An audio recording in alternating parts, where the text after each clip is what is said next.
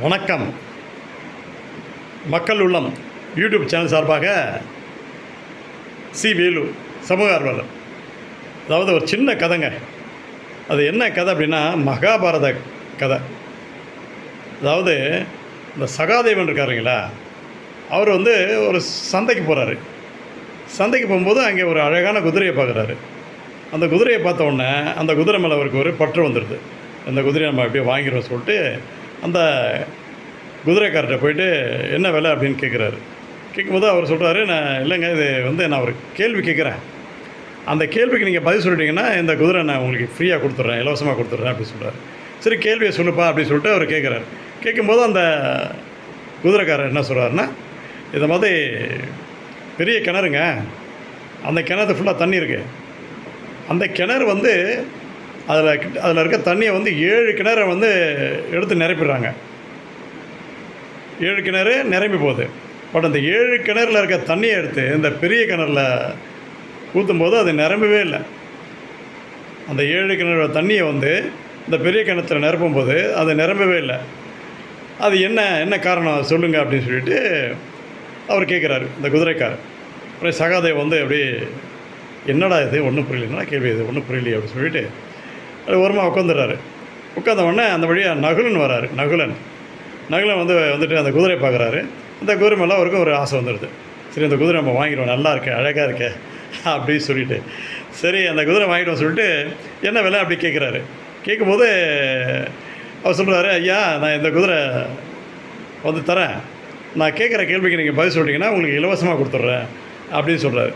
சரி, கேள்வியை சொல்லும்போது சொல்கிறாரு அவர் குதிரைக்காரர் சொல்கிறாரு, ஊசிங்க, இந்த ஊசியோடைய காது, இந்த துவாரம் இருக்கு இல்லைங்களா, ஊசியோட துவாரம், நம்ம நூல் கோப்பம் பாருங்கள், இந்த துவாரத்து வழியாக யானை போயிடுச்சு, ஆனால் அதோடய வால் மட்டும் போல், என்ன ரீசன் அப்படின்னு கேட்குறாரு.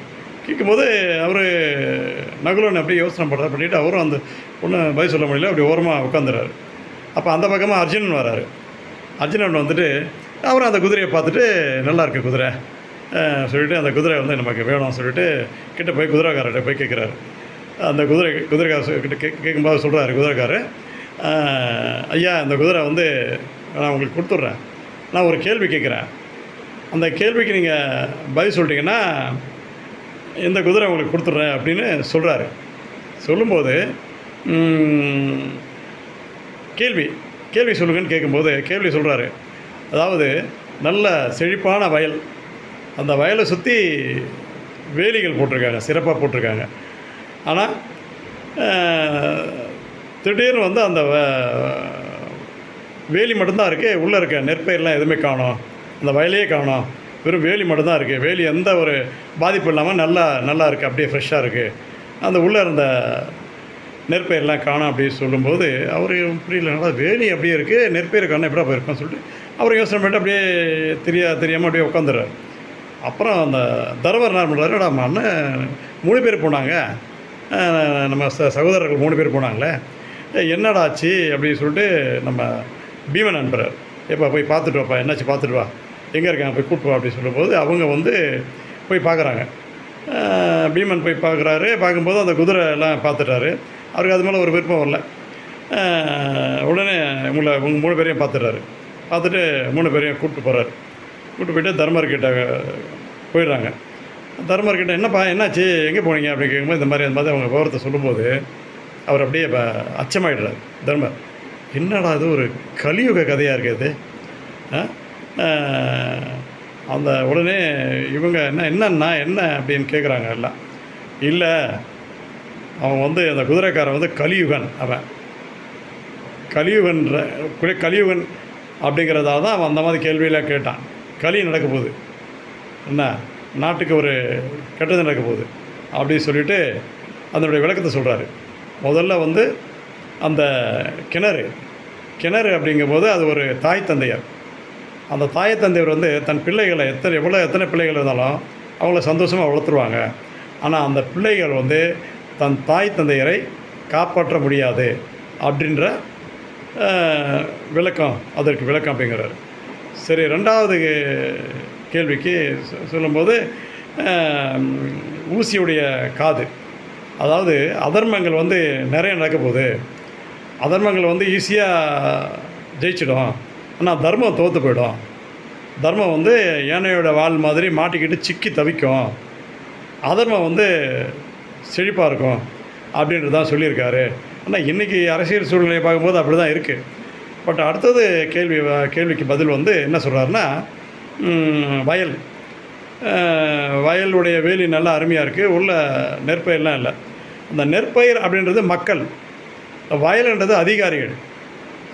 அதிகாரிகள் ஆளுமை செய்பவர்கள் மற்றும் அதான் அதிகாரிகள் ஒட்டுமொத்தமாக அதிகாரிகள். அந்த நெற்பயிர் வந்து மக்கள் சொல்லிட்டு மக்கள் வந்து ரொம்ப கஷ்டப்படுவாங்க. அதிகாரிகளால் மக்கள் துன்புறுத்தப்படுவார்கள்.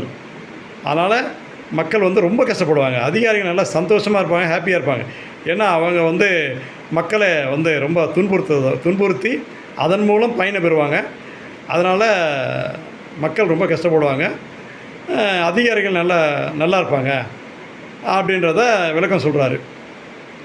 இது பார்க்கும்போது நமக்கு என்ன தோணுது, இன்றைக்கி சூழ்நிலைக்கு எங்கே பாரு அதர்மம் தான் நடந்துட்டுருக்கு. எதுவுமே ஒரு இதுவாக இல்லை. ஒரு சில இடத்துல தான் தர்மங்கள் நடக்குது.